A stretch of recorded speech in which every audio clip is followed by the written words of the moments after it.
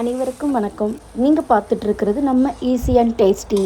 இன்றைக்கி ஸ்பெஷல் ஒரு சூப்பரான ஹெல்த்தியான ரொம்பவே சுவையான முறையில் கருவேப்பிலை சாதம் எப்படி செய்கிறதுன்னு பார்ப்போம். நல்லெண்ணெய் 1/2 டீஸ்பூன், கொத்தமல்லி 1 டீஸ்பூன், வெள்ளை உளுந்து 1 டீஸ்பூன், கடலைப்பருப்பு 1 டீஸ்பூன், சின்ன சீரகம் 1 டீஸ்பூன், மிளகு 1/4 டீஸ்பூன், வெள்ளை எள்ளு 1/2 டீஸ்பூன், வெந்தயம் 1/4 டீஸ்பூன், வரமிளகாய் 4. இது எல்லாமே மிதமான சூட்டில் நல்ல வாசனை வர அளவுக்கு வறுத்தெடுங்க. அடுத்து சின்ன நெல்லிக்காய் சைஸில் புளி ஒரு துண்டு போட்டு அதுவும் வறுத்துருங்க. கருவேப்பிலை ஒரு கொத்து எடுத்து நல்லா கழுவிட்டு அதை உருவி எடுத்துக்கோங்க. 2 கைப்பிடி அளவுக்கு கருவேப்பிலையை போட்டு நல்லா வறுத்துட்டே இருங்க. நல்லா மொறுன்னு வரட்டும். அது வரைக்கும் நீங்கள் மிதமான சூட்டில் வச்சு நல்லா வறுத்துடுங்க.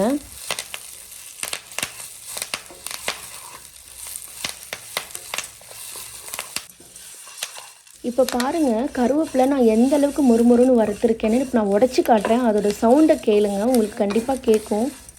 ரொம்பவே கிறிஸ்பியாக இருக்குது பார்த்தீங்களா? இந்த அளவுக்கு நீங்கள் வறுத்தெடுக்கணும். இப்போ இதை இறக்கி ஆற வச்சிடலாம். நல்லா ஆறுனதுக்கப்புறம் இப்போ நம்ம ஜாரில் மாற்றிடலாம். இதை நீங்கள் அரைக்கிறது 70% அரைச்சாலே போதுமானது.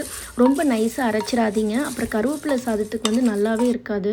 இப்போ நான் சொன்ன மாதிரி நீங்கள் 70% அரைச்சாதான் உங்களுக்கு இந்த பதத்துக்கு வரும். பாருங்கள் எப்படி கொரன்னு இருக்குது, இந்த அளவுக்கு இருக்கணும்.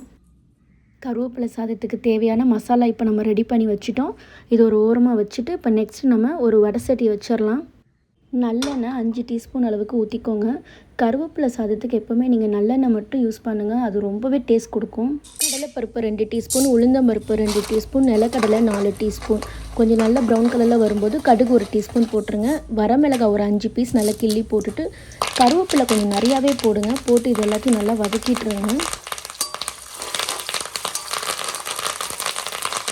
பெருங்காய பவுடர் 1/2 டீஸ்பூன் அளவுக்கு போடுங்க. இது நல்ல வாசனையாகவும் இருக்கும். மருத்துவ ரீதியாக அஜீரண ப்ராப்ளத்துக்கு ரொம்பவே நல்லது. வடித்த சாதம் நல்லா ஆற வச்சு ஒரு 1/2 கிலோ அளவுக்கு போட்டுருங்க.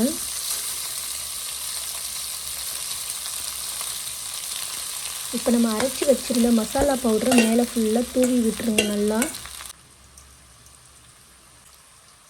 உப்பு 1/2 டீஸ்பூன் அளவுக்கு தூவி விடுங்க. இப்போ எல்லாத்தையும் சேர்த்து நல்லா மிக்ஸ் பண்ணுங்க.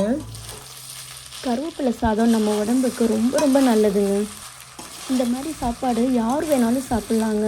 குழந்தைங்களுக்கு ரொம்ப அதிகமாகவே செஞ்சு கொடுங்க. வீக்லி 1 டைம் தவறாமல் இதை நீங்கள் செஞ்சு கொடுங்க. ரொம்ப ஹெல்த்தியான ஒரு டிஷ் இது.